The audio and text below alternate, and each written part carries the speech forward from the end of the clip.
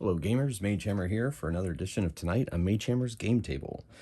Tonight we're continuing my series of Castles and Crusades, my solo RPG dungeon delves, and this is delve number 9, almost double digits. So, if you've not watched this series, I'm basically playing Castle Crusade, which I feel is the best iteration of Dungeons & Dragons ever created. It is a descendant of 1st and 2nd edition Advanced Dungeons & Dragons, only done maybe the way 3rd edition should have been done. Anyway, I could go on about that. I've gone on about that in some of my other videos. So instead, I'm going to go straight to the action. Now, instead of reiterating everything that happened last episode, I would like maybe for you to go watch that. But if you don't, you'll probably catch on with what's going on so far. So we have the Adventurers 3 who have been hired by the mage and member of the Spell League, Lothan Cardiff. Yeah, he didn't suddenly change his name between videos. I just messed that up. This is Staressa Lightbringer. She is a paladin of Palin, god of light and goodness and light. This is Ash Sundertree, monk and master of the martial arts.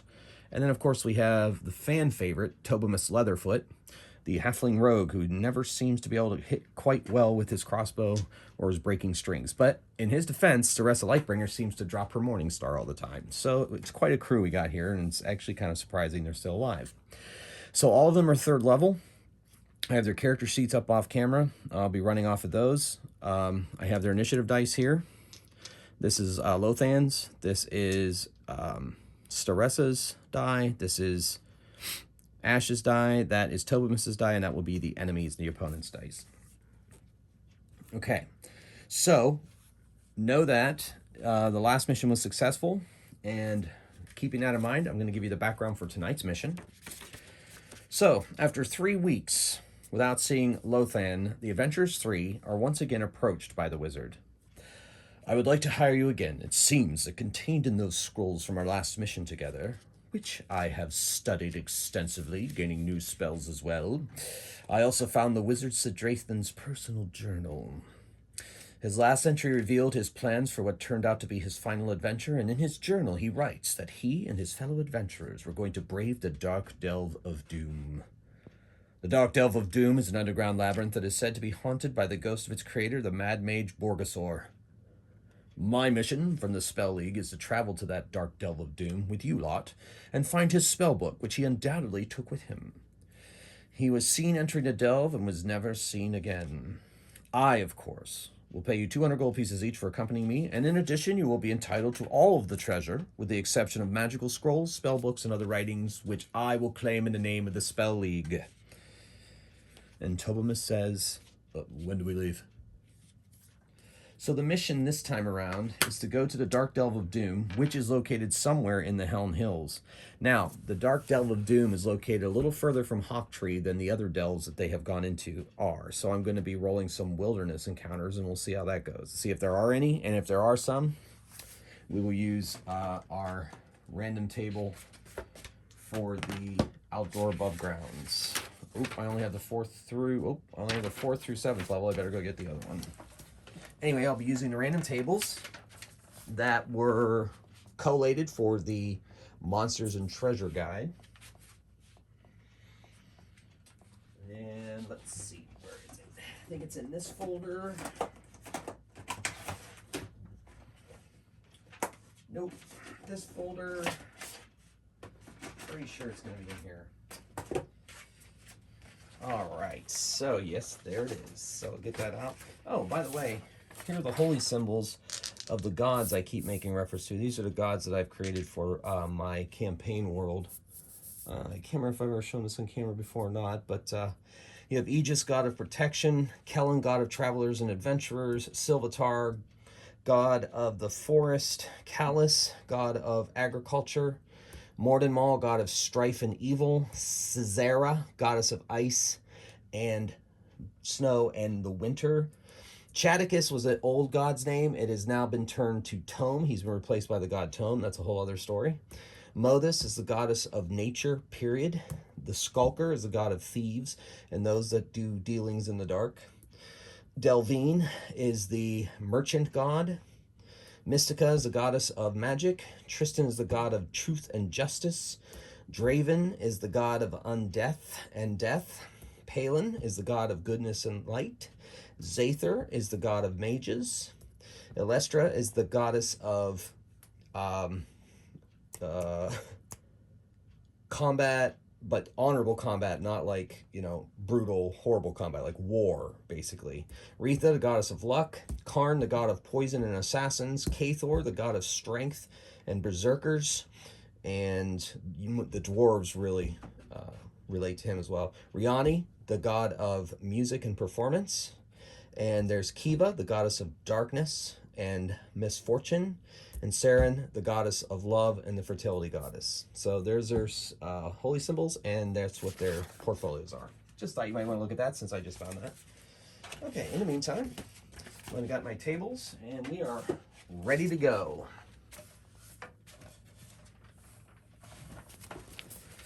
So they leave upon the morn, not dealing with horses, because of course if they have to go underground, they will not be able to properly provide for the horses. They probably could hire somebody to come with them to watch after the horses, but you know what?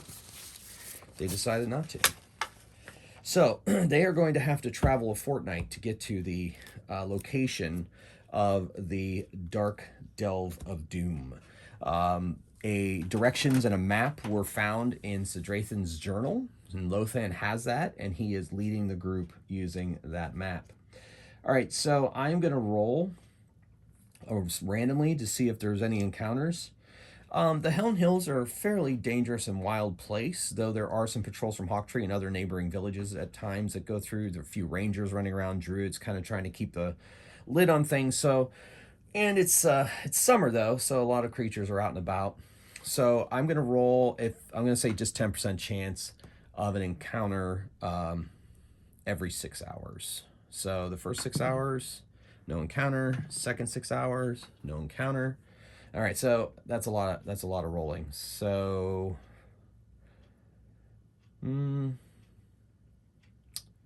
that's like, what's that? 12 hours, and we've got 2 weeks to go.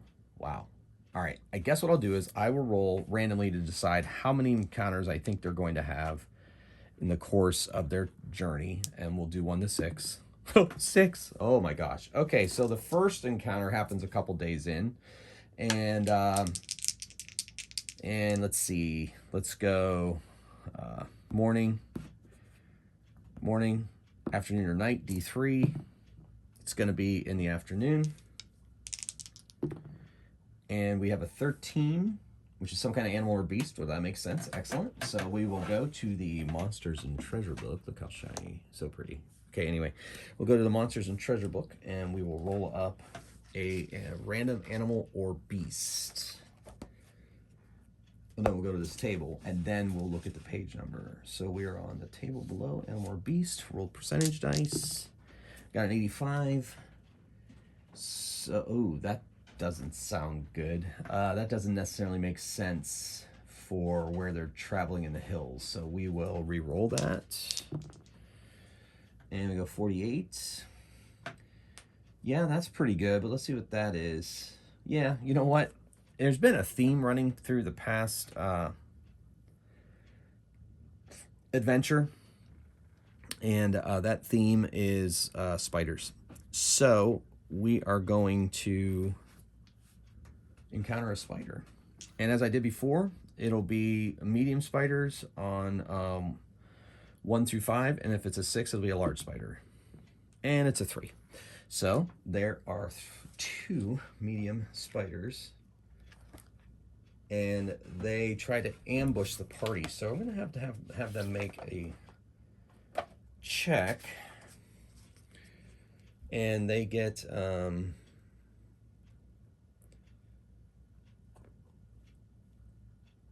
often wait in their webs or trees. Yeah, you know what? Maybe we'll have them try to come down from the trees. We'll have them jump from trees. So we'll see if the party can sense them. I think I'm going to make that a wisdom check, and the only person who has wisdom as a primary attribute is Lothan, so I'm going to give him +6 to this roll, and they all need to get the hit dice of the medium spiders are 3. They need a 21, and only Lothan gets a +6. So Lothan gets a 16, so he doesn't. Plus 6, plus his wisdom bonus, 8, plus his level.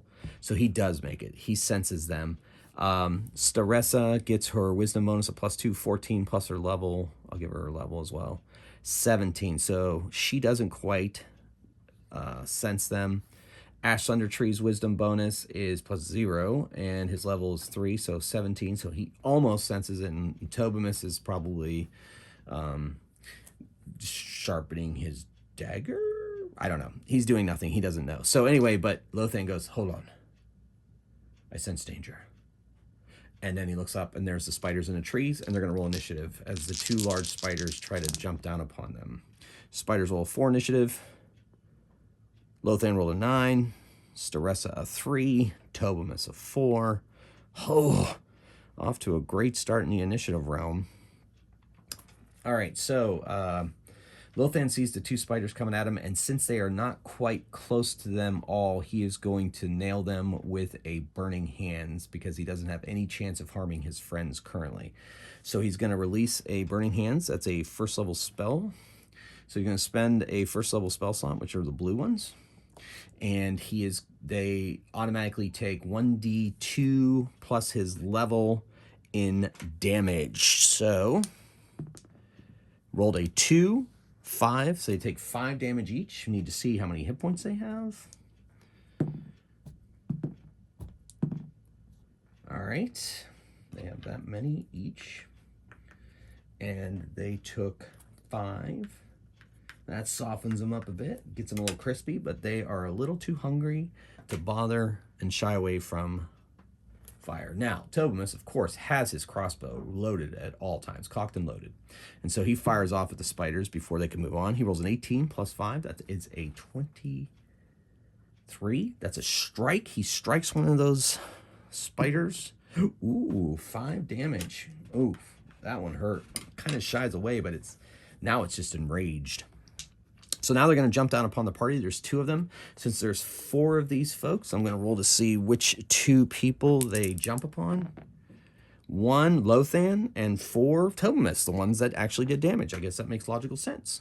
Okay. So the first one attacks Lothan and hits. Thank goodness that wasn't a crit. All right, so Lothan has to make a Constitution save against its poison, or he will take some damage. So he rolls. All right, so it's a Constitution saving throw. It is not a primary attribute. It's at 18. The hit die of the spider is 3. That's 21. So he gets to add 4 to this. And he rolls a 12 plus 4, 16. He does not make the save, so he takes a d6 poison damage, 2 damage. He will have to make a save next round as well. And I will mark a little green next to his die to remind me. And then we are going to attack Tobimus. 10, 13. They add their hit die to hit. Jumps down in front of Tobimus, takes a snatch at him, and misses. Tobimus dodges deftly away. So then that brings us to Staressa. She walks up to the one that's fighting Lothan and swats it with her Morning Star. No, she doesn't. And then Ash goes and attacks the one that's on Tobimus. And he completely misses. That had to be a 1 in the first encounter, right? So he is going to completely miss. And I think he's going to have to make a dexterity save or he trips on a root. So let's go. I'll just make it a challenge level 2. It's primary for him, so 14. He can add his level to this, so he gets +4. And he rolls a 1. So he not only does he lose his action, he falls. He falls prone, which is a +5 to attack if the spiders decide to attack him. That's how ridiculous this is starting off. All right. Lothan's at a 5. Oh, Staressa, thank goodness. She is at a 10. Spiders at a 3, Ash Thundertree a 5, and then Tobimus at the end. So Staressa smashes the one that's attacking Lothan and misses again. Lothan has to make a saving throw. And I think he does. He needs an 18. Oh, no, I don't think he's going to make it. He needs an 18, 3 hit die, 21. So, yeah, for 18. So he came close, but no cigar. So he takes 1d4 poison damage and is paralyzed. His 1 more point of damage, and his limbs stiffen up, and he falls to the ground. So not off to a great start for Lothan. Ash Thunder Tree punches the one. No, he stands up, and that's it. That's all he can do. He's just shaking, falling over that root, so he's done. All right, then we're going to move on, have the spider attack. Now, so he's no longer prone. The spider's going to stick on, the spider's going to attack Staressa, the one that's on Lothan. It doesn't like the swing of her thing. So 13, so that misses her. But the other one is going to continue to attack Tobimus and rolls a 12 and misses. So then that is now Tobimus's attack. He has his crossbow snap back into its holding place and whips out his dagger and stabs at the spider. Hits armor class 16, which is a hit on these creatures. And he does a d4 plus +1. Oh, no, he's a short sword, not a dagger. Sorry. D6 plus 1. So 3 damage to the one that's attacking him. All right, so these spiders, they must be pretty ravenous. They haven't used their webs, but it's not quite the positioning for them to use their webs properly. So they're going to continue to try to bite and paralyze people until they get their meal, darn it. They demand to see a manager. Initiative. Oh, 10. Tobimus is a 10. Spiders are a 10. Then we've got Lothan, Ash, and Staressa. Tobimus stabs with his short sword. He rolls an 11 plus 2, so 13. He misses the spider, dodges out of the way of his attack. Spider attacks him, misses, and the spider attacks Staressa and hits her with a 21. So she has to make a Constitution save. And her Constitution is not a primary, but she does get a +3 because of her half-elf human ability. So it starts at 18 for her, and it's a 3 hit die monster, so 21. She's a 21, and she gets to add 6 to this roll. And she rolls an 11, so she takes 1d6 poison damage. And that's 1 point of poison damage. These are not evil creatures, so she does not have +2 against their attacks. All right. So that brings us to Lothan. He shoots a magic missile at the one attacking Staressa, spends off a spell slot. At his level, he gets 2 missiles. Both of them are going to fly at his target. 6, 7, 8 damage, and that drops the spider in its spider tracks, and it curls up into a ball and dies. And then it is now Ash's turn. He punches the one that's attacking Tobimus, and he cannot seem to hit it. It just keeps dodging out of the way. It's almost as if it has his number. Staressa steps over and attacks the one attacking Tobimus as well. She rolls a total of 12, which is not enough to strike that spider, so we go to initiative. All right, Tobimus with a 1, Lothan with a 9, Spiders with a 9, Staressa with a 4, Ash and Tobimus. All right, so Lothan he's not messing around. He's just going to cast another magic missile. Forget it. That's 2 magic missiles fly into the other one. 6, 7, 8. That is enough to fell that one as well. Magic comes in clutch. Well done, party. Well done. I'm going to rule that these spiders being out here in nature don't have any treasure. I guess it's possible that they may have stopped somebody. Just tell you what, I'll roll randomly to see if they do. In the meantime, we write down their experience points.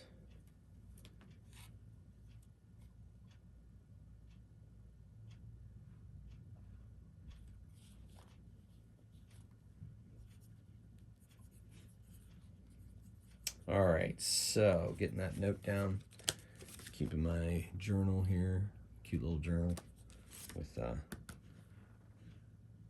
Tomb of Horrors guy on it. All right, so that brings us to the experience points. 80, 36 is 116, 152. So you get 152 experience points for that battle. I will roll. I think there's only a 10% chance. I'm just feeling not a lot of treasure. So 1 or 2 on this die, there is treasure. And it's a 4, so no treasure, like I thought. Okay. So now they continue upon their merry way.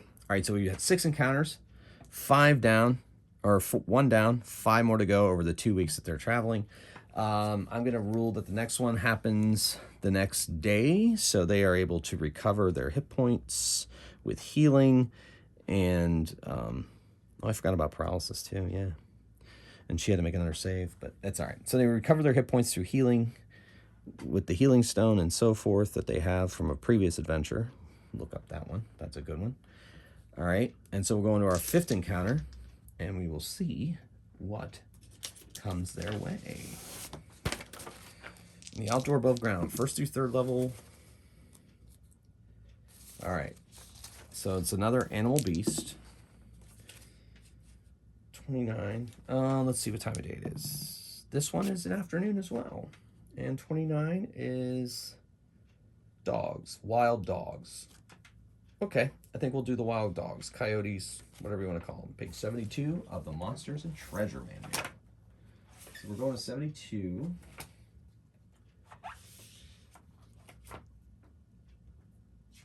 Yeah, okay. All right, so what we got here? Now, dog. There's small creatures, attacking groups. Yeah. Have to be a sizable amount of them to be able to attack the party. I'm going to say there's 2 per party, so we're going to say 8. There are 8 dogs. They have 1 hit die each. And I rolled 2 hit points, but I think I will make that 6. They have 6 hit points each. There are 8 of them. They circle the party, snarling, baring their teeth, and slowly close in on the party. All right. Now, let's see what the party can come up with to address this threat. All right, so it's a humid day, a bit of a drizzle. It smells like wet dog fur as a circle of canines slowly closes in on them and staring each other down until the alpha of the pack leaps forward to attack. We must roll initiative. Lothan rolls a 9. And the rest of them rolled 4s. Wow, that's kind of crazy, actually. So, Lothan, so the party, I'd say, went back to back. So they made a circle themselves because they were being circled by the wild dogs. So Lothan's going to fry out in front of him. He can catch, I'll say he can catch 3 of the dogs with a Burning Hands. So he's going to cast Burning Hands as they approach the puppies. And he does 1d3 or 1d2 plus 3 damage. So 5 damage to 3 of them. Those dogs yelp. They were not prepared for that. However, the party does notice that these dogs seem to be skin and bones. They're extremely hungry. It's their hunger that's driving into these dangerous straits. Ash Thundertree, he continues to hold the line, waiting for the dogs to come close to him. But you know what? With my rules, he can move out there, punch one, and move back probably, because I allow you to move and split your move up to your full movement and still make an action in my home rules. That's what he's going to do. He's going to move forward, shoot forward. I mean, what good is moving 40 feet if you don't use it, right? So he shoots forward, punches a dog. No, he doesn't. That's a 10. And then he jumps, and then he'd have to disengage. Yeah, he's going to disengage and take the free attack. So the dog is going to attack him. 18. Of course, it snaps at his leg as he tries to dodge back to his position, and he gets hit for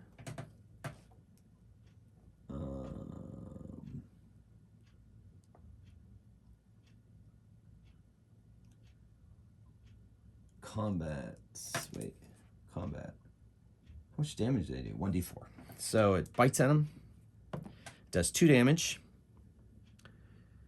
But he manages to get back to his circle with his group.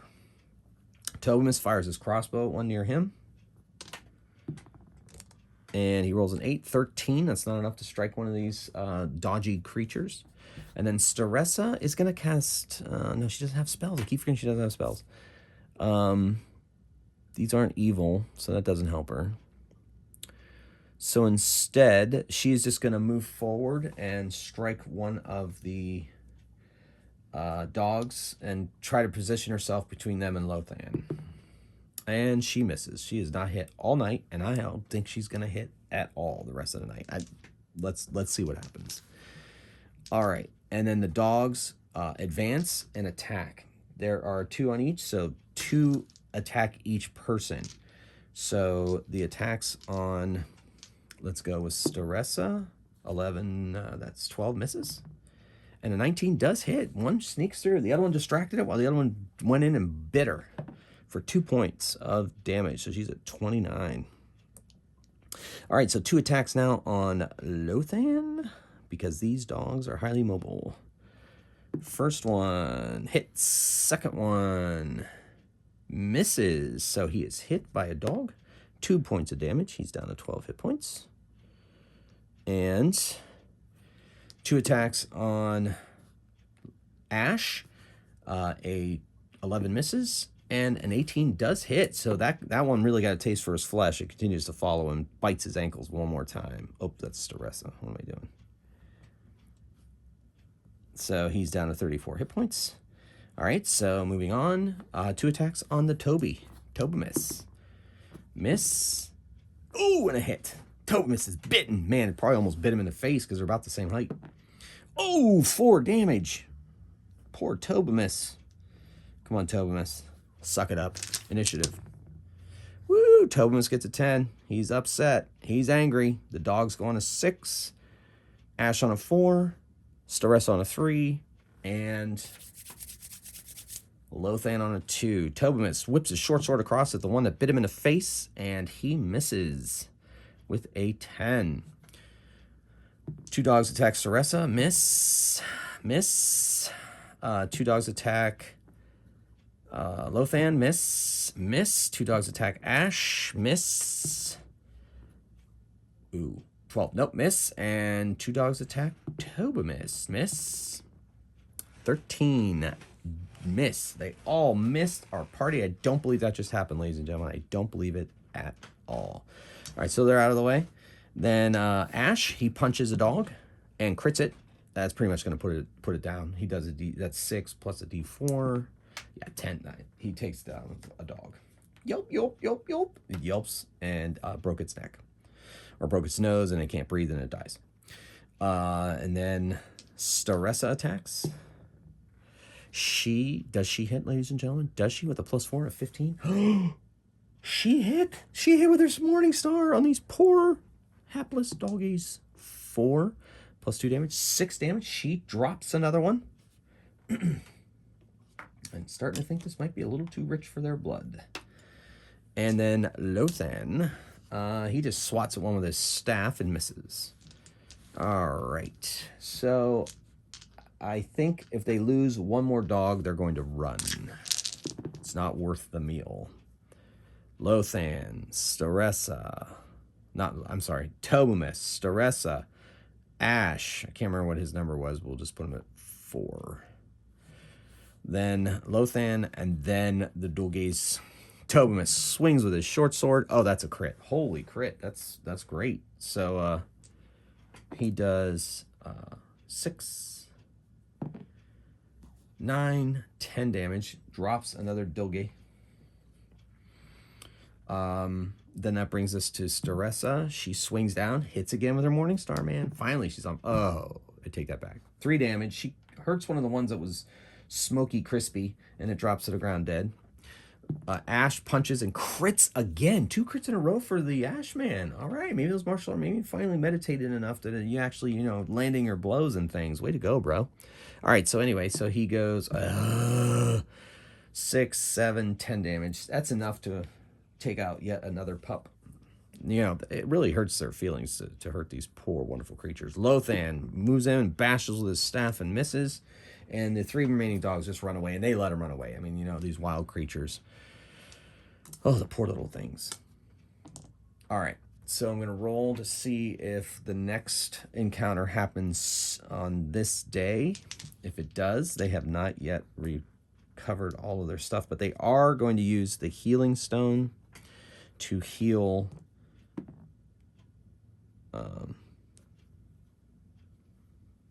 Ash, and then we're going to use the healing stone to heal Lothan. Yep. So he's back to 14.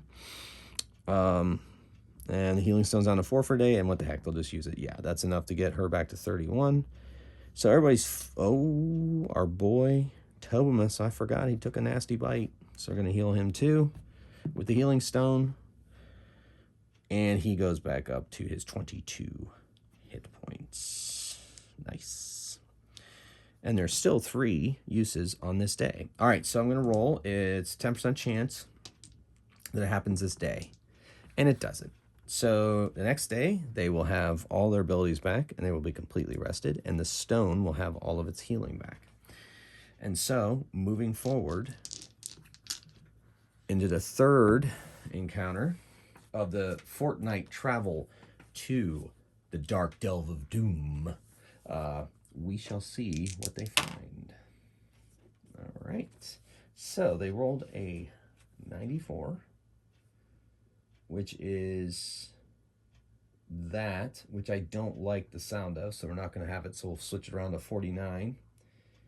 Ooh, I want to do that. Let me take a look at that description before I decide to say yes or no.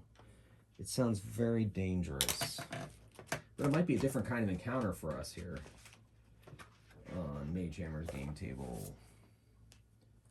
All right. Yep. Okay. Yep. Yep.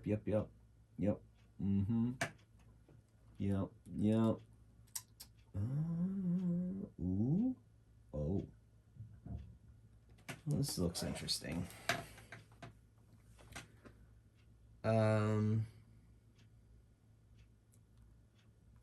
Wow. Okay. Oh my goodness. Okay, that could work.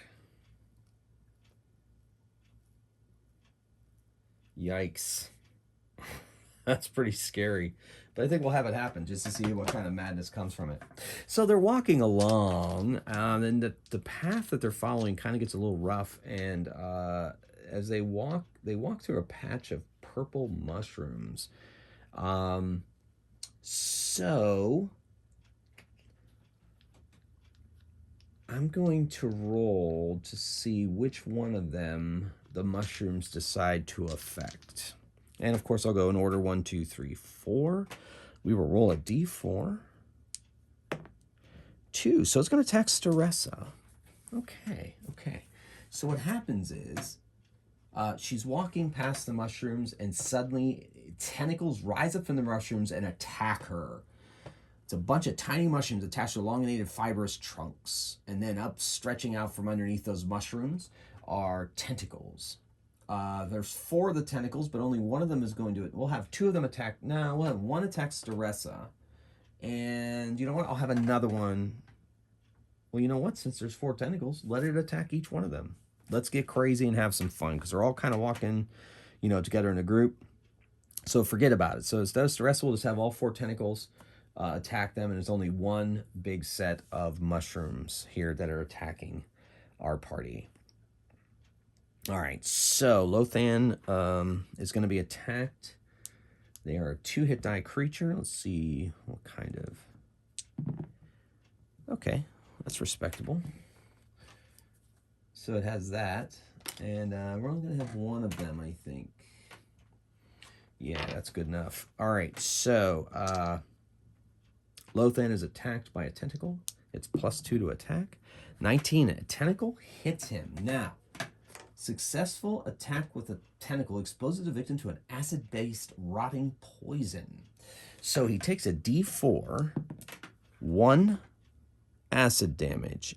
But the crazy thing is that he now must make a Constitution saving throw, or the poison begins to rot his flesh.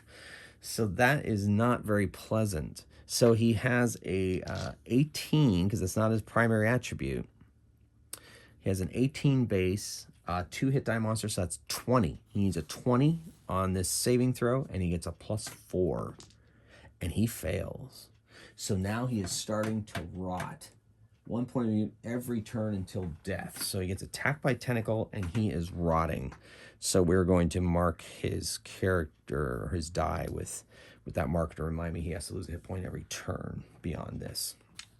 All right, the attack on Staressa is a miss. The attack on Ash is a miss. And the attack on Tobamus is a critical miss. So we're going to say that it's going to ignore him for the rest of the battle. All right, so now we're going to roll initiative to see how those tentacles fare. Oh my goodness. So Tobamus goes on 10, the plant goes on 10, the fungi. Ash on a 9, Lothan and Staressa on 2s. Lothan loses on his turn, will lose a hit point. Tobamus slashes with his short sword and hits. Nice. I don't think there's any definable way to... I guess he could decapitate it. That's kind of funny. Anyway, so D6, 4, 5 damage to the creature. So he chops away the fibrous stalk of the mushroom. It's going to attack Staressa. Misses. It's going to attack Ash and misses. Then Ash is just going to punch this thing and misses. And, I mean, it has... Yeah, okay. And Lothan... He's going to magic missile it. He's really mad at it. That's 2d4 damage. Shoots... Oh, my gosh. 4 damage. But that's enough to wither away this violet fungus. Violet fungus. Not violent, even though it was. Violet fungus. And now the remove disease, which she can do, Staressa can do that as a paladin, cure disease. She's going to remove the rotting acid poison of the violet fungus. So they won't do that again. All right, let's see if the next encounter is during this day. Nope. So they are rested up and healed up before their next encounter. So that's 2. And let's see what that encounter is. I think I'll make the last encounter getting to the dungeon because this video is starting to go a little bit long. All right, so 40. Fey Beast. Ooh, let's see what we got there. This could get ugly. Oh my goodness. Those seem really weird. So we're not going to do Fey Beast. We're going to do 04. An Animal Beast. I guess that makes sense in the Helen Hills. No humanoids though, so I guess that's kind of good. All right, Animal Beast. We got a 32. And more dogs. Sure, why not? Let's do more dogs. A lot of dogs wandering this part of the hills, apparently. And I think that's perfectly fine. I think it fits the narrative. I like it. Spiders and dogs and violet fungus. All right, so we're going to give them 6 hit points each. And we're going to do 8 again, because I think that's a nice number. 2 on each of them, plus they get to attack in packs like dogs do. So that's pretty exciting. Where's my stylus? There it is. All right, so. All right, so 2 initiative and beyond. The dogs circle them again, and they attack first. Tobin is second. Lothan, then Staressa, then Ash. So the dogs rush forward, jump up and bite and attack. 2 on Lothan. Hit and crit. Lothan might go down, ladies and gentlemen. It is a bite of 1d4 damage. So that one is just 2 damage. So that helps. 12. Then the crit is 4 damage plus another d4, 8. So 8 damage. So he's not down, but he is severely not in good shape. Then 2 attacks on Staressa.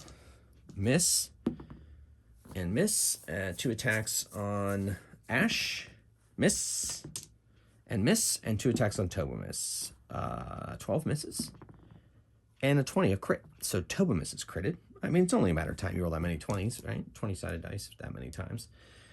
So he takes 6 damage.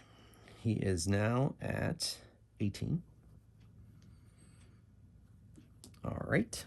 Now Tobamus attacks. Short sword on the guy that's attacking him. And he crits. Crit back right at you, punk.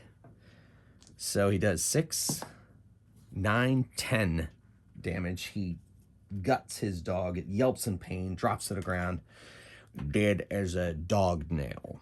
Okay, sorry, real bad pun. All right, so Lothan, he's just gonna fire off the magic missile right in the face of the thing that's attacking him. And he does 3, 4, 5. I'm gonna say that drops his dog. It has enough and runs away.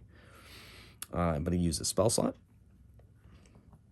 Then Staressa swings her Morning Star, hits one of the poor pups, does 10 damage, dropping another pup. Is it offensive I'm calling them pups? Sorry, kids.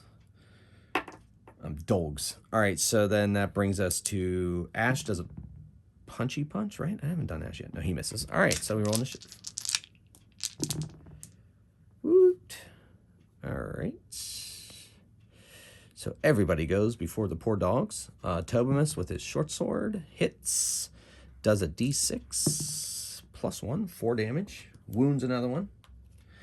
Then it goes Staressa, swings with her Morning Star. She actually hits, and she does, on another dog, she does 6 damage, dropping another dog. Down to 4 dogs, snarling, biting, smells like wet fur. Lothan punches out with his staff. 13, he gets a plus 1 with that. Yeah, 14, so he just misses a swing. And then Ash does a punchy punch, and he hits one and does a d6 damage plus 2. Plus 3, sorry, so 7. So he drops another dog. So there's 3 dogs left. I'm going to have them attack and then run. And so they're all over the place. They're shifting around. I'm going to see who they attack randomly. So 1 attacks Tobamus and 1 attacks Staressa. The attack on Tobamus misses. The attack on Staressa. And 2 on Staressa. Both miss. The dogs run away, and the party lets them run. Poor dogs. All they wanted to do was tear these people down and eat them. But they didn't get a chance. So 8 dogs times 2.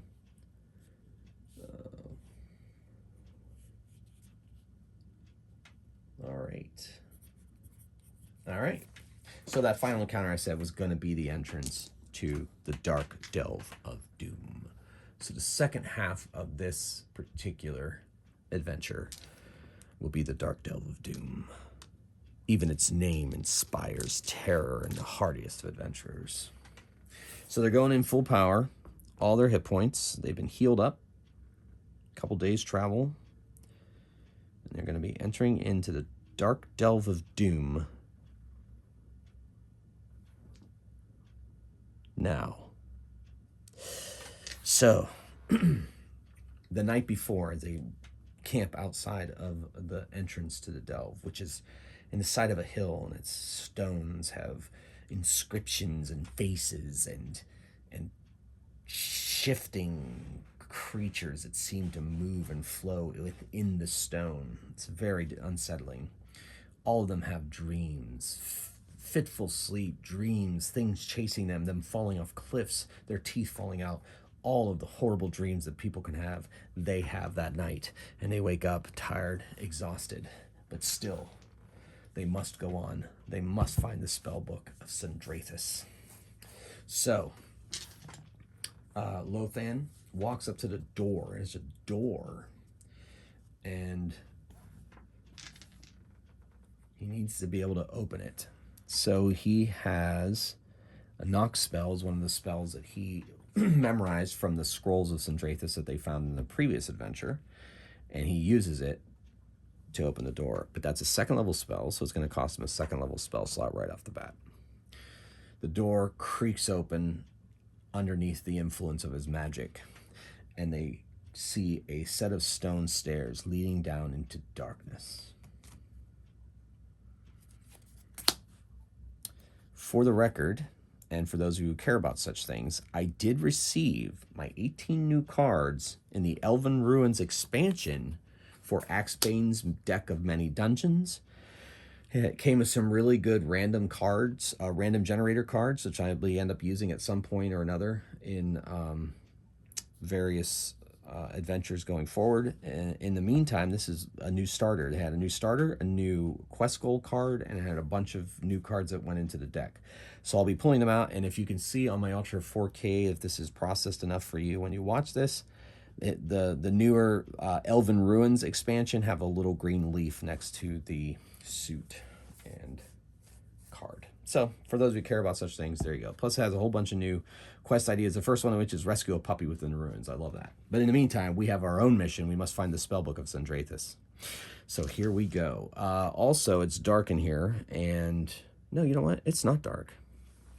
The Mad Mage Borgabor,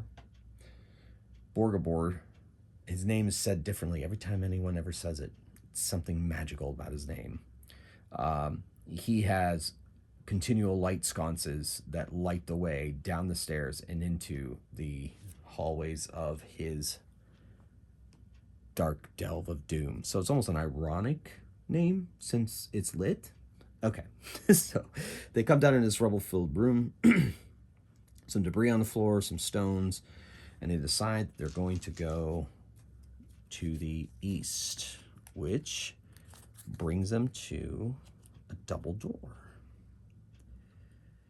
So Tobin says, I shall listen, as I always do. And he hears nothing. So he goes, there's nobody in there. Nobody in there. Go and open it.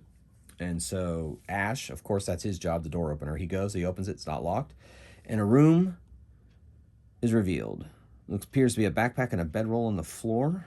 There's some skulls, lots of piles of bones, and an altar, the bloody, bloody altar, and double doors here. Now, it looks like there is going to be some creatures on the other side of that door. Exactly who or what they are going to be, we're going to find out. But this dark delve of doom appears to have been closed up for a while, so unless there's side entrances, who knows what it's going to be. But they search the room real quick, find nothing except blood on an altar, but it's old blood. It hasn't been fresh blood. Tobimus listens at the door, and he says, I hear something. I can't tell exactly what, but we must be cautious. Ash says, I'll open the door. He opens the door, and revealed on the other side of that door is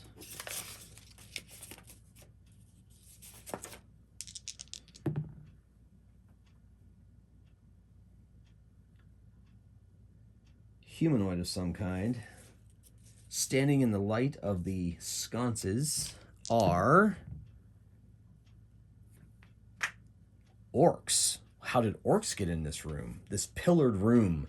They're standing over here towards these pillars having a chat. And there are, they are not of the same tribe that has been plaguing the Adventurers 3 for the past several adventures and delves that they've been making. So, it's a new tribe. Bloody Tusk tribe. At least that's what their iconography says. So, bring us to this page. Got ourselves some orcs. Now, there are that many, so I'm going to roll this many, and, well, you know what? I'm going to roll this many and add 2. So there are 7 orcs. 7 of them, all wielding battle axes. And they have, you know what? 7 hit points each. Let's just do that. 7 orcs, 7 hit points each. 7, 7, 7, 7, 7. It's 5, 7, 7. Woohoo! All right. Let's roll initiative and see how this plays out. Die, foul creatures, screams Ash. He does not like orcs, for obvious reasons, if you've been watching my adventures. All right, so we got Lothan first. That is going to be advantageous. Then we have our girl Sendrathan. Then we have Tobimus with his crossbow. Ash. Then the orcs. Lothan casts Sleep. That's one of the new spells he gained from the scrolls that they found in Sendrathan's ruins of his tower. And so Sleep puts to sleep 2d4 hit die worth of creatures. Let's see if it goes up at all for his level. Let me double check. Sleep, of course, is one of the most powerful spells I think ever D&D ever created. And, you know, I think in Cast Crusades version of it is pretty deadly. So I like it a lot. Okay. 2d4 hit die of creatures. And there you go. So let's do it. Okay. He's going to roll 2d4. And he puts 5 of them to sleep.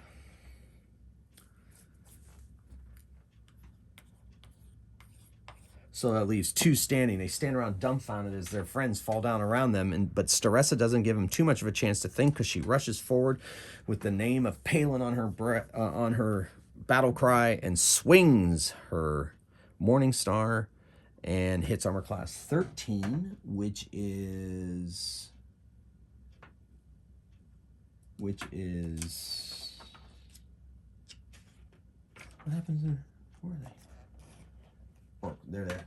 Which is enough to strike one of the creatures across the face. 7 points of damage. It goes. She fells it in one blow.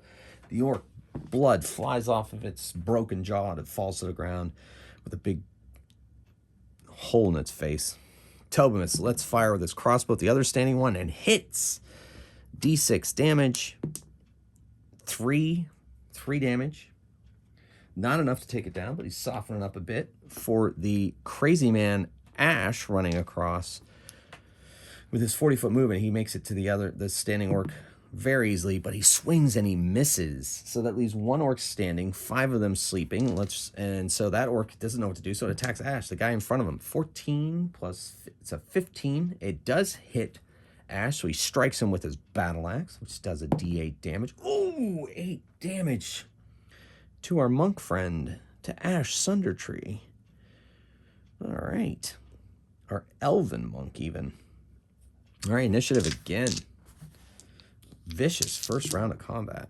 Oh, man, Lothan goes first, but the orcs go second, then Ash, then Tobimus, then Sendrathan. So Lothan fires off 2 magic missiles at his... 2 magic missiles at the standing orc. And that's 10 damage. That's enough to take that orc down. Tobimus dispatches the sleeping orcs. Sendrathan looks at him, gives him a disapproving look. We could have tied them up. Tobimus says, no. And he slits their throats. Oh, so bloody, so horrible. I mean, the things that these adventurers do. But let's face it, orcs have not been kind to this party, and they know that the orcs would do the same to them if the place was reversed. Unless, of course, they were taking him to a dark wizard to sacrifice them to his unholy god. So watch that video to find that one out. Okay, so let's see what kind of treasure they have in this. They have a treasure type of 1. So let's go to our handy-dandy treasure type. Last time that they checked some orcs for treasure, they found a platinum ring of 10,000 gold pieces, or 2 times ago. Regardless, I mean, that was a huge find. Let's see what they got this time. So there's a 50% chance that they have gold or coinage. 47, so they do have some coinage. And for that treasure type, it's 2d4 times 10. So that's 40 gold pieces. They distribute that amongst themselves. All right, that was 7 orcs. I gotta get experience points on that, but they had that many gold pieces. All right, cool. Then there was, let's see if they have any gems. 10% chance. Nope. Let's see if they have an extraordinary item. Come on. Daddy needs a new platinum ring. Nope. Okay. And magic items, 5% chance. And there are none. So they find some coinage. That's about it. And that's where that is. So that's not too bad. They'll take it, right? They'll definitely take it.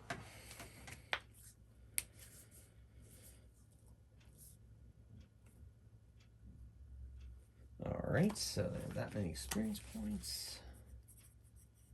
Okay, so let's see what we have going forward. We're about an hour in on this video.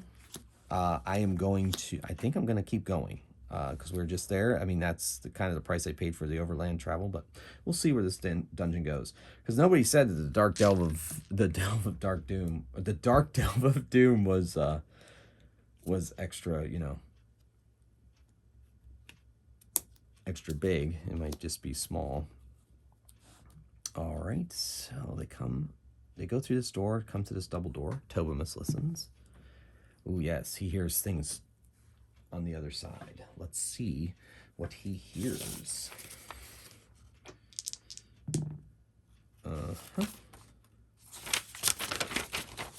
So his ears hear more humanoids talking. Let's see what's beyond this door. Let's see what was working with the orcs. 03.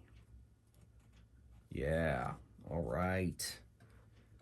This could get nasty. Tobimus turns his ear away from the door and whispers, something guttural. And I think they're speaking goblinoid, and they are very bass voices. This could be ugly. And so Lothan says, then we must prepare. If they are nasty big creatures, we need to get past them. All right.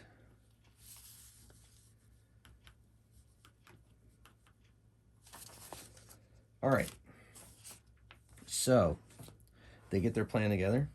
They open the door, and revealed is this room with pits on both sides. They've seen this construction before in the Helm Hills. It must have been very popular about the time these delves were built. Either way, standing on the bridge itself are 4 hairy, large humanoids that are furry and are carrying morning stars. And they turn to see who has opened the door to this lair where they're living. And they do not appreciate who or what they see. And that means, ladies and gentlemen, it's time for initiative. So Tobimus goes first. Ooh, yes. Then the Bugbears, then Ash Thundertree, then Sendrathan, then Lothan. This could get ugly. Tobimus, let's fire with his crossbow. 14. He does not hit the well-armored Bugbear. The 4 Bugbears, they love to slaughter and slay and provoke others into battle. They are very excited. So they're going to now attack. I'm just going to say they have Morning Star, so they have no ranged weapons, so they're going to move forward. Ash and Sendrathan are up front. So they can't quite, because they're so big, and the way that the bridge is, they can't quite get 2 attacks. So 1 attacks each. They have Morning Star, so that's D8. And the attack on Sendrathan, 18. That's a strike. And so she takes D8 Morning Star damage. She takes 3 damage from the Morning Star blow. So that brings her down to 28. Then the other one strikes at Ash and misses. Ash deflects the blow. All right, so then Ash punches his Bugbear, and he misses. And Staressa swings her Morningstar at her opponent and misses. Lothan lets off a sleep spell. And he's going to put 2d4 hit die of creatures to sleep. He gets 5. That means he puts 1 to sleep, and it's 1 in the back. Now I'm going to roll a 50% chance that Bugbear topples into the pit. So 1, 2, 3 falls in the pit. 4, 5, 6 he does not. 3 he falls into the pit. So we'll say he's down there for the duration of the fight and out of action. I guess it was worth a spell slot. All right. So that brings us to initiative. Tobamus with the 9. Staressa and Lothan next up. Lothan actually goes before Staressa because of the dexterity. Then the Bugbears, and then Ash. Fighting on this bridge is actually going to be advantageous. Tobamus lets loose with his crossbow. This time he hits one, does a d6 damage, 5, and he hits one that's up fighting Ash. All right, so the crossbow bolt slams into the Bugbear. Then Lothan lets loose with a magic missile at the one fighting Staressa. 4, 6. Oh, wait, I don't have to do that. So 6 damage to the one fighting Staressa. Okay. Staressa swings a Morningstar. Morningstar misses. Bugbear attacks her, misses. Bugbear attacks Ash, misses. Ash punches his, hopefully. Yeah, we'll call that. So it's a 21. That's a hit. D6 plus 3 damage. 8 damage. Bam! Good solid hit. The Bugbear comes back. There's blood dripping down his snout. He just kind of smiles. Finally, a worthy opponent. So he's pretty excited for this battle. All right, initiative. Whoa, Tobamus lost his D20. Come back to Papa. All right, so it's looking like Ash, man, he's feeling. He didn't like that smile from his Bugbear opponent. He is going first. Tobamus. All right, so Ash punches his opponent, and 13, he misses. He does not punch his opponent. Staressa swings her Morningstars at hers. An 11 doesn't quite do it. Tobamus lets loose with his crossbow, strikes another one, the one on Ash, wings it. Then the one attacks Staressa, misses. The other one attacks Ash and misses. And then Lothan, he has a staff. From the back row, he'll stab with his staff at the one that's fighting Staressa. 13, 14, not enough to get through its armor, so he does not strike the beast. Oof.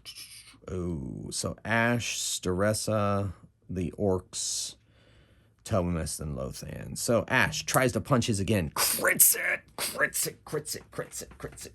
Awesome. So he does 6 plus a d4. So that's 7 plus 3, 10 damage. That finishes his off. And the one that was standing behind his opponent steps forward to attack. Bleasty's down. Staressa swings, crits again. 2 crits in a row. Yes. So 8. Then she does an additional d4. 12. Yeah, baby. Plus 2. 14 damage on hers. That drops it. The corpse just topples down into the pit on top of its... not on top of its sleeping friend, just next to his sleeping friend. And then, but his sleeping friend took some damage from the fall. It was a 20-foot pit. So the remaining Bugbear attacks Ash, and it's loving the battle. It's glad to be able to get in there and get the fight in. 14 damage, or 14 to hit. Does hit our boy Ash, and does D8 points of damage with his Morningstars. Oof, 8 points. Yikes. So that brings us to Tobamus. Let's fly with his crossbow. His crossbow string breaks. I mean, it wouldn't be a delve if Tobamus's string didn't break, right? Am I right? So we'll put a little marker next to that to remind me. And then Lothan attacks with his staff, and ooh. Let's see if his staff goes behind him with the swing or goes into the pit with his swing. And I'll say, yeah, does he lose it on the backswing or the wind up, or does he lose it on the thrust forward? We'll say 4, 5, or 6. No, we'll say 3, 4, 5, or 6. It goes forward. All right, so it does fly back. He does get kind of lucky, so he will go have to pick that up. All right, so we'll put them at the end of the initiative for this time around. So they're just at the end of the initiative, and they just have to retrieve their stuff. So these three will roll initiative. We'll put Ash first, Critter, and then Staressa. So Ash punches for a 13. He misses. The Bugbear takes a swing at him and misses, and Staressa swings at it with the... Oh, yes, another crit, making up for all those ones in the past several adventures. So she crits it for 8. 9 plus 2, that's 11. Not enough. The thing is tough. Those two, he strings his bow, and he retrieves his staff, and that brings us to initiative. Lothan is back up in action in a big way. He is first, then Ash, then Tobimus, then Staressa, then the final Bugbear. Lothan strikes forward with his staff, rolling a 16. That is not enough. Bam! It hits the armor, but doesn't harm the creature. Ash punches the thing and crits. Yes, so many sweet, sweet crits. That's 6 plus, that's 8, 11. Boom! Collapses the Bugbear's face, kicks it with another blow, and shoots it off into the other side, and it plummets down into the bottom of the pit. And then, were they guarding that treasure up there? Let's see what kind of treasure they had. They're 3 hit die creatures.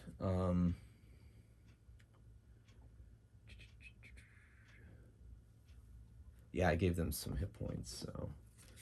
Alright, so... I'm figuring out their experience points. Sorry, you know, math. We've talked about this before. Alright.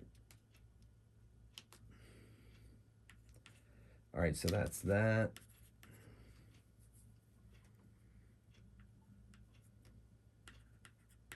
Yeah, I'm sorry. I just like to do it now, because if I don't do it now, I'll forget to do it.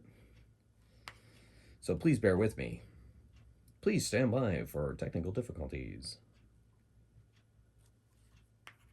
All right, so we'll just write that down, and we'll continue with the adventure.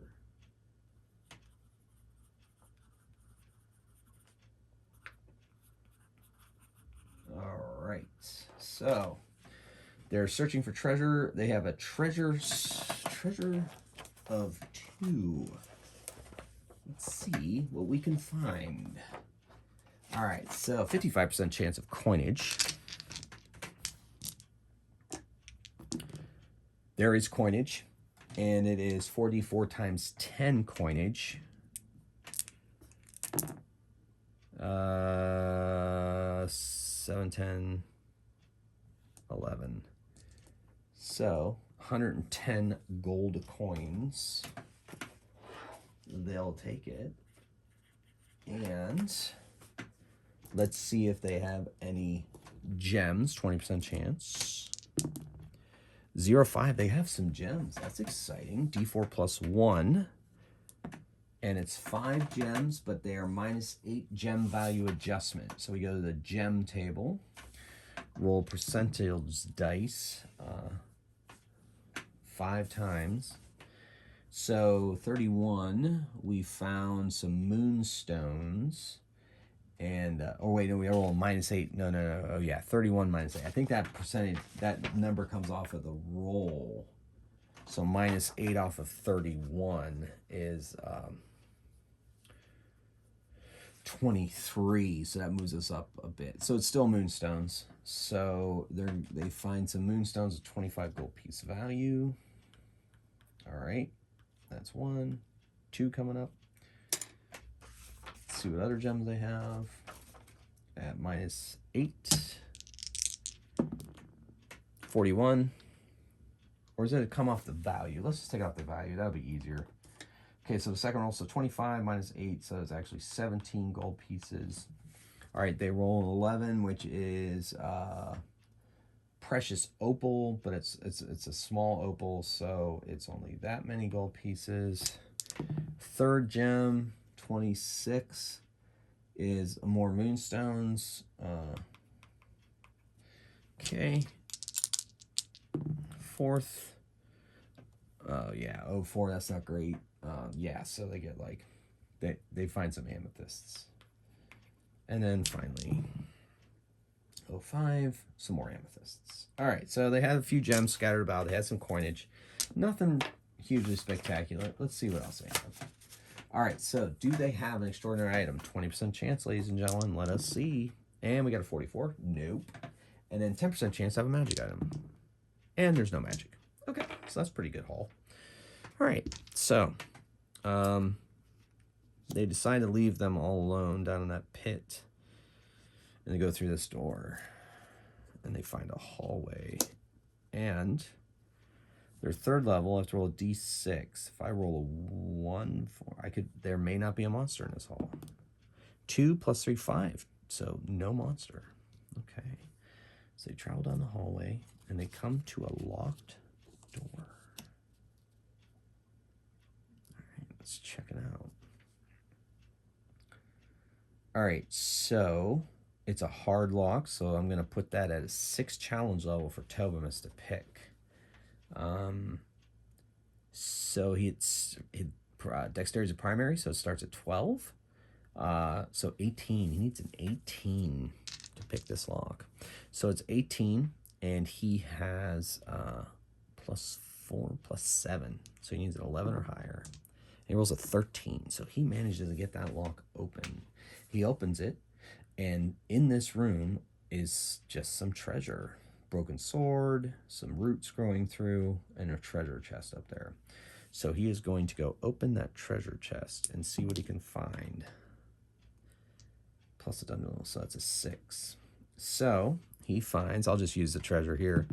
He finds a 30 gold pieces and a gem worth 50 gold pieces. We'll take it.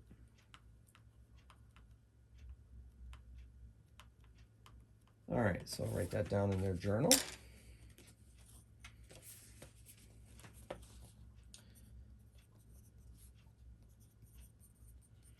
Because remember, in Castles and Crusades, you get experience points for gold. Because, you know, a lot of 1st and 2nd edition D&D, which, you know, Castles and Crusades is based on, was all about more exploring than actually killing things and taking their stuff. Though, of course, some of that did happen. All right. So they retrace their steps and go this direction. I think because of the length of this adventure, the deep, dark delve of doom, or the dark delve of doom, will not be the deep delve of doom. And when they finally get to an ending room, that will be the final room. And I just found it. So all they had to do was go left the whole time. Who knew? Very hard lock. Ooh, very hard lock? Oh, we'll give it an 8. So Tobimus needs to pick that lock. And it looks like there might be some kind of undead on the other side. This is our final room, ladies and gentlemen. All right, so Tobimus is going to, he is going to need he needs a 19. No, I said 8, 20. He needs a 20 to get this open, and he gets plus 7. 13. He is unable to pick that lock. So Lothan says, I will use one of my precious spell points, and I will open the door with a knock spell. And so the door unlocks. And revealed is a pillared room, and inside of it is some kind of guardian. Let's see what kind of choices I have. I think I want to choose the guardian for this. Maybe some kind of undead. I mean, they tend to run up against a lot of undead. Ooh, there's an idea. That's an idea. Dark Delve of Doom. Yeah, I was right. Yeah, let's take a look at this, see how crazy that would be. Especially with the amount of spell slots he's got left. Oh my goodness.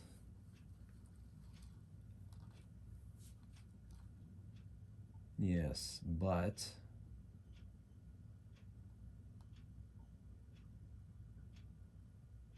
oh my goodness. All right, and they do, that's not terrible. That's not terrible. Okay. All right. Yeah, I think we're going to do this. It'll be quite the challenge. All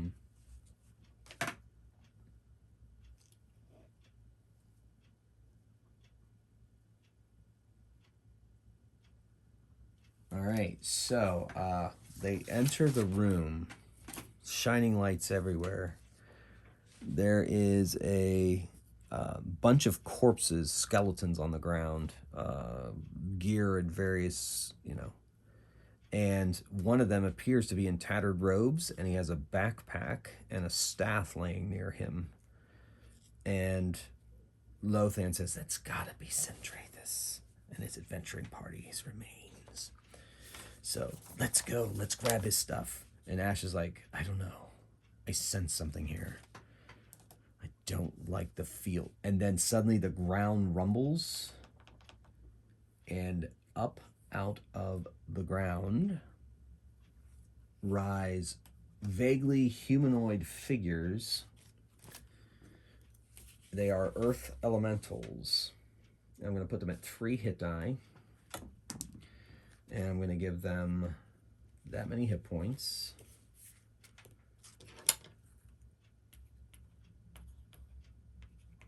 They have regeneration. It doesn't say anything about not being able to get hit by magic items, so they can sit there and chip away at them all they want. But what's crazy is if they hit them, they do maximum damage to anybody that is on the ground. So if anybody is walking around, they hit them. If they're earth-based, they do maximum damage with their attacks, which for the hit die level of Earth Elemental I'm sending at them is going to be 8 damage. So this could get ugly really fast. So really rise up out of the ground. This may be the creatures that ended the lives of Sendrathan and his adventuring party all those years ago, all those decades ago. So they have a 20-foot movement under the ground, and then they slam. Excuse me, and that's their armor class. All right, so rising out of the ground are earth elementals with big fists, and they attack. Initiative. Tobimus is shaking a bit, apparently. Ash's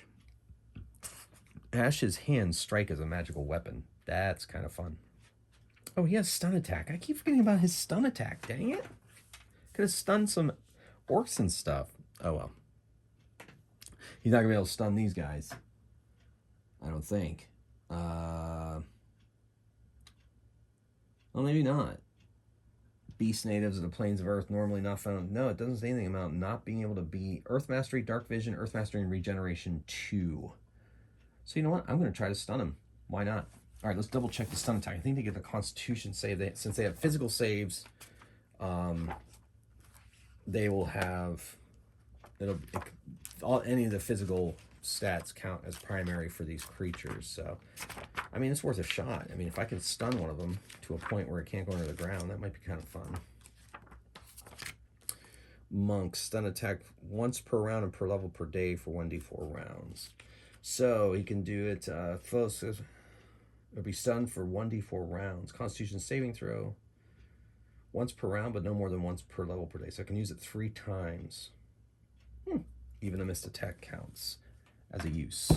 All right, so he is going to run forward and smash one of these hulking stone elementals. And of course he misses. That was so anticlimactic. The earth elemental slams him and misses. He dodges out of the way. His fist comes down and gets absorbed into the floor and misses Ash. Lothan, he lets loose with a magic missile. Pretty much all he's got is going to affect these creatures, probably. I guess fire could actually hurt them, but he's just going to use the magic missile and hit one of them for 7 damage. So, of the 3, one of them is damaged. Staressa. Now, these are not evil creatures, so she does not have any extra protections against them, but she rushes forward bravely, her shield held before her, swinging her Morning Star at the one that Ash didn't attack. And she drops her Morning Star. Come on, let's face it. It wouldn't be an adventure if she didn't drop her Morning Star. Tobin lets loose with a crossbow and hits one. It's the one that Ash swung at and missed. He does 4 damage to that one. All right. So the other elementals moved forward in their last attack, moved towards the party to be able to move and attack this round. So let's go into initiative. So Ash, he's really upset and embarrassed, so he's going to go, apparently. Then Tobimus, then the elementals, then Staressa, then Lothan. So Ash tries to punch again, 11, and he rolls a 15. They have a armor class of 17, of course, because they're made of stone. So he is unable to penetrate that one's defenses. Tobimus lets loose with the crossbow bolt. It hits 24, and he does 3 more points of damage to that one. Then the elementals, one of them attacks Ash, hits him for 8 damage. Oof. This could get slightly ugly. And attacks Staressa, misses, and the other one's going to attack Lothan because he's a magic user, and it does hit 13, just hits. So he takes 8 damage. That's not long for the world. We'll see. Staressa attacks. She crits hers. That is gorgeous. So 8 plus a d4. So 9 plus 2 is 11 damage on hers. It is looking crumbly. Very, very crumbly. All right. So that's not too bad. And Lothan, he has no more spells that he can cast. So he is going to move towards the corpse of Sendrathan and try to get that, thing. So he's going to make a fighting withdrawal from the one that was attacking him, but he's doing it in a way that he can try to move back towards the door, but off to the right, so that he can try to sneak past it and hope that Tobimus takes the attack. So that's what he's doing, a defensive maneuver. So roll initiative. All right. Wow. Ash, Staressa, Tobimus, the elementals, and Lothan. So Ash punches, and 13 plus 4, 17. That's enough to strike damage into his, and he does a d6 damage plus 3. 5 damage to his. Slowly chipping away, literally. But there's still one healthy and another wounded. Staressa, once again, takes a swing at hers with her Morning Star. 12, 16, just misses. Tobimus lets fly with a crossbow bolt and crits. Yes. So that's going to fell. He was working on the one on Staressa, so that fells that one. Ash's is still up, and the other one that was attacking Lothan is still up. So one attacks Ash, misses, and the other one, I'm going to see if it goes after Tobimus. Nope, it's fixated on Lothan. So it is going to go after him. It moves 20 feet and misses. And actually, Lothan can outmaneuver it, so he is able to dodge its punch and make his way even closer. He's going to hasty withdraw on his attack, but in a different direction, try to get behind a pillar so that thing will leave him alone, and he can get to the spellbook of Sendrathan. All right, so Lothan rolls first initiative. Then, okay, that is crazy times. So we're going to do that. All right, so Lothan, he is able to sneak around behind a pillar, open up the backpack of Sendrathan's corpse, which he thinks is Sendrathan's corpse, and there is the spellbook. He takes it quickly and shoves it into his pack, and that's his action. Ash punches at and misses. Tobimus he is going to attack the elemental that has gone after Lothan in the back. So he's going to get a +4 because he's a rogue for a back attack. And he's going to do double damage. There's nothing that says that he can't, so I'm going to do it. So he rushes towards him, flies up in the air with his sword pointed, and tries to jam it into the elemental's back. All right, so he gets a total of 16. He missed by 1. So he hits the creature's back and drops to the ground, rolls back to his feet, holding onto his short sword, unable to harm the creature, but he got its attention. It turns around, tries to punch him with his fist, and misses him. Boom! The fist lands near Tobinus as he rolls out of the way. Then the other one attacks. It attacks Ash, and that is a hit. 18. Ash is punched for 8 more damage, so that brings him down to 5. Ash is not afraid. And then Staressa. She swings at this one. She can't afford it. She's got to hit it. She misses. Darn it. All right, it's getting crazy. All right, so initiative. 2 elementals remain. Staressa, Ash, the elementals, Tobimus, and Lothan.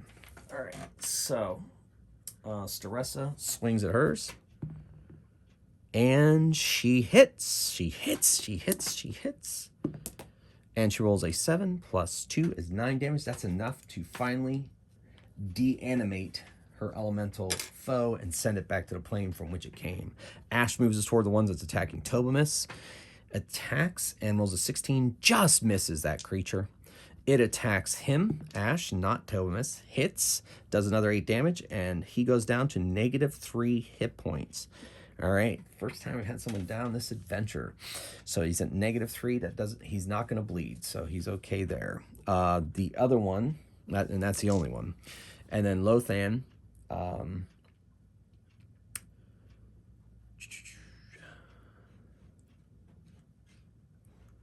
he's searching Sendrathan's body. I wonder if Sendrathan has any magic items. If he does, maybe a wand or something. So let's see if he has any magic items. He was this level. He has that much percentage chance to have the magic item still on him. And he does. Let's see what that magic item is. You know what? Since he is a magic eater, I'll say it's a wand. And we'll say it's a wand of magic missile. I think that fits my narrative. I'm pretty excited about it, so we're going to go that route. So we got a wand of magic missile. What a wand of magic missile is, it's just like the spell. So he's going to take the wand of magic missiles. He's going to point it at the earth elemental. And he is going to say the command word that is engraved on the bottom of the wand. And he is going to fire off some magic missiles at this elemental. The only thing I'm looking up is how many they are, what level it is, for example. I guess I can make it whatever level I want. I think because in the interest of time, I'm going to say that wand of magic missiles fires 2 missiles at a time, which is very consistent with where we are with him. And rings, wands, I guess, let's see, wands, okay. Wand spell magic levels, okay, so the necessary challenge, okay, this spell maybe, okay, so one.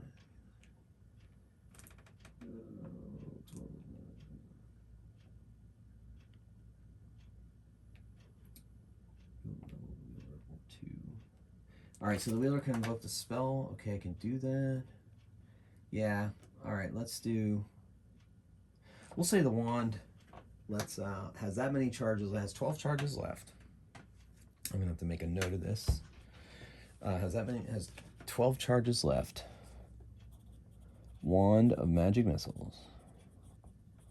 From his research, he knew that Sendrathan had a couple of different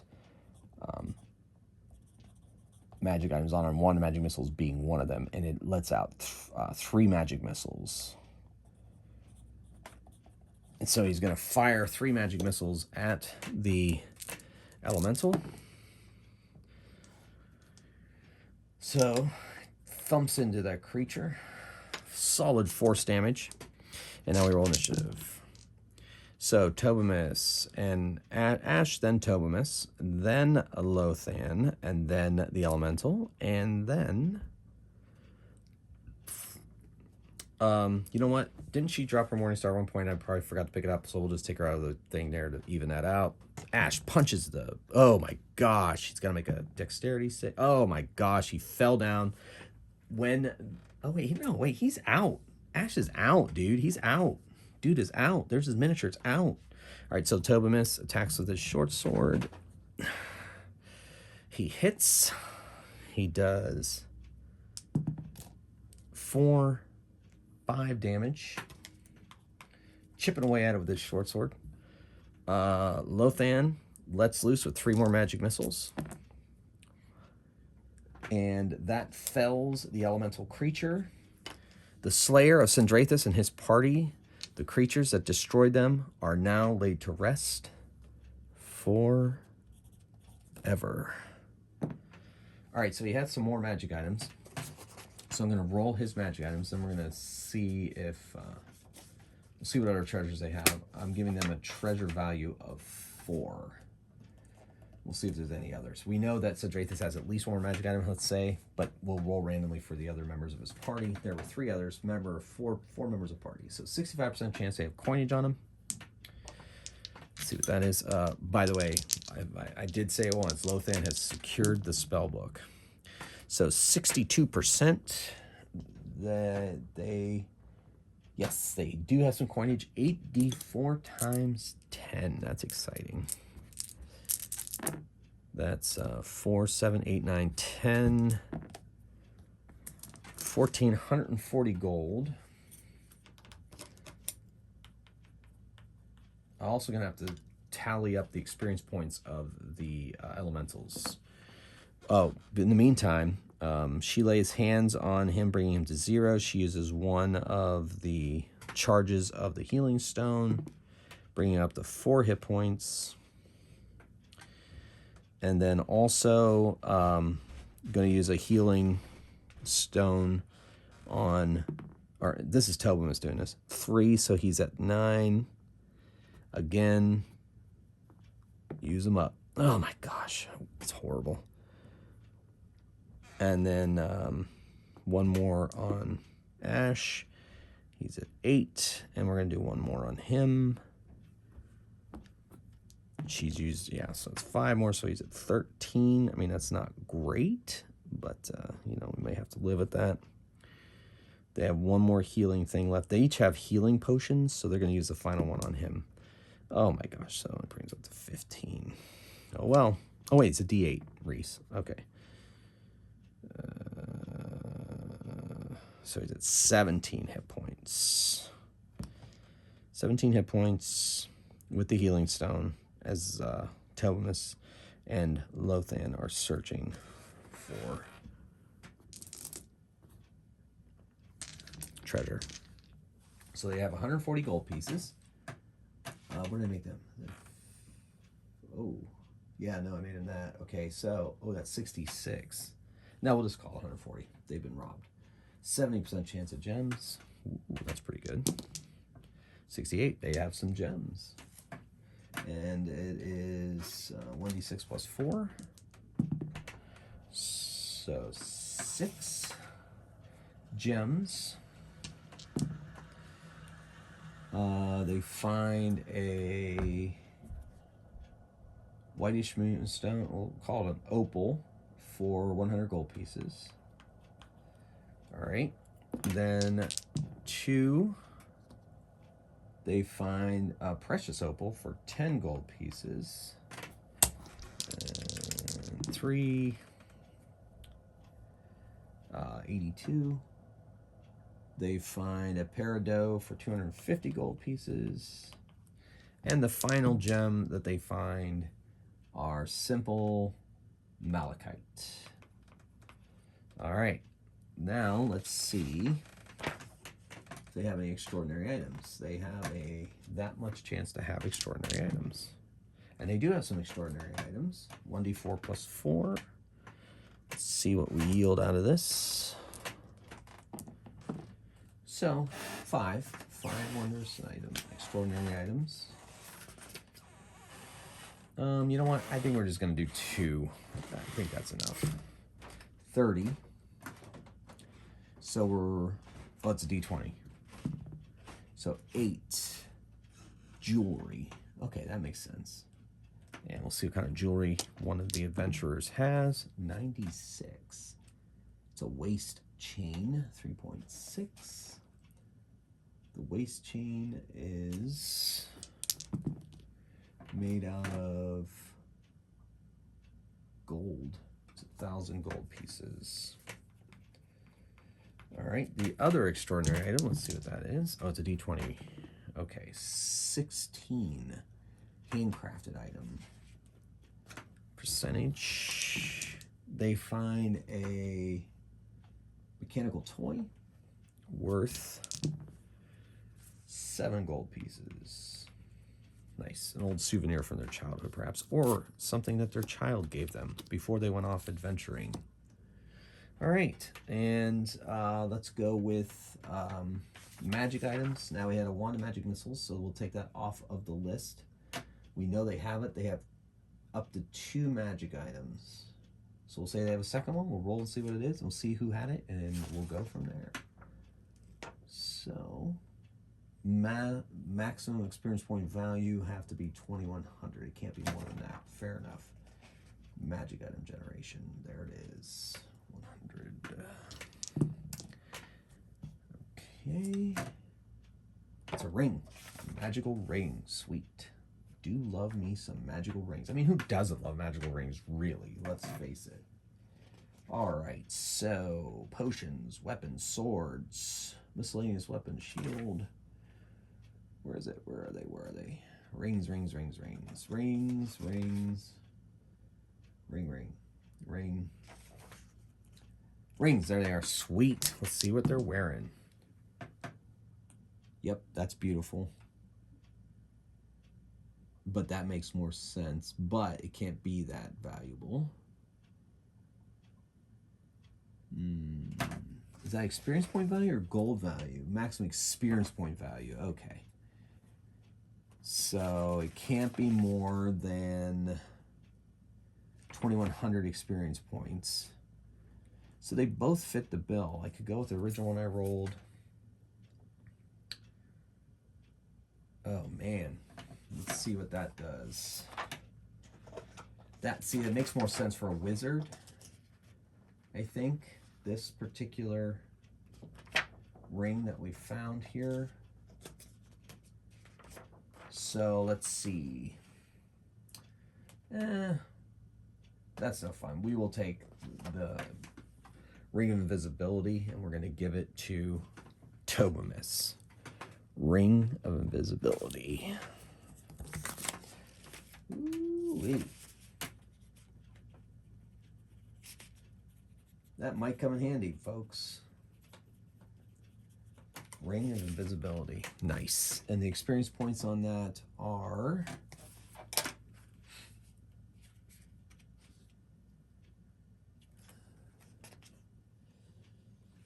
Yes. All right. So the experience points on Ring of Invisibility, for those of you that are curious about such things, is 1160. All right, we'll divide that amongst the party. We've got the Wand of Magic Missiles. The Wand of Magic Missiles experience points is worth 2,000. So that's great. Experience points. And plus the gold that they add up. So that's cool. All right, they find nothing else here in this room. There might be secret passages that lead further into the delve of Dark Doom, but they found what they needed. So unfortunately, Sendrathan and his party did not make it very far into the dungeon, which is a sad turn of events. I agree. All right, so what we're going to do is we're going to end it here.